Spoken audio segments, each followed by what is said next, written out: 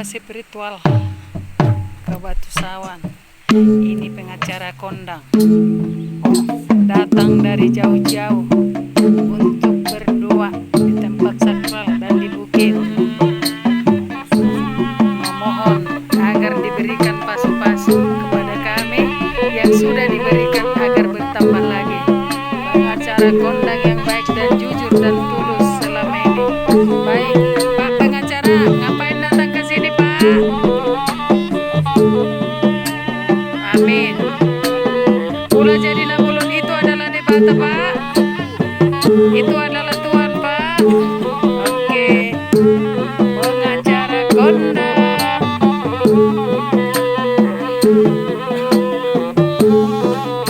Setelah kondang dipusubuit, kita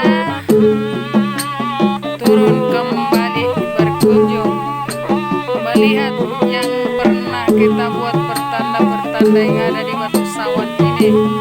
Tahun 97 kita sudah mengunjungi Batu Sawan Naule.